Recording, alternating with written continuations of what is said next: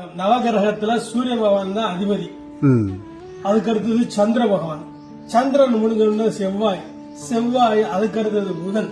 புதனுக்கு அடுத்தது குரு பகவான். குருவுக்கு அடுத்தது சுக்கிரன். சுக்கிரனுக்கு அடுத்தது சனி பகவான். சனி பகவானுக்கு அடுத்தது ராகு. ராகுக்கு அடுத்தது கேது. இந்த நவகிரகங்களையும் வலம் வரும்போது 7 சுத்து இப்படியாகவும் வலமாகவும் 2 சுத்து இடமாகவும் சுத்தணும். இது சாயா கிரகங்கள், இது நிழல் கிரகங்கள். இந்த 7 பேருக்கு தான் உருவம் இருக்கு. இந்த 2 கிரகத்துக்கு உருவம் இல்லாதது. ராகுக்கு தலை மட்டும்தான் இருக்கும், கேதுவுக்கு தலை இருக்காது. இது மட்டும்தான் இருக்கும். இந்த நவகிரகங்களை சனி பகவான் மட்டும்தான் தர்மவான்.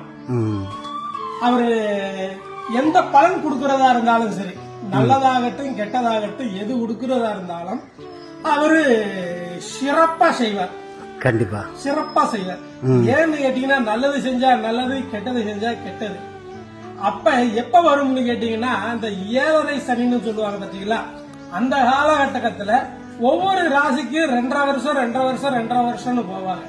அப்ப அந்த காலகட்டத்துல யாரு என்ன பலன் செய்தார்களோ அந்த பலனுக்கேற்ப பலனை கொடுப்பார்.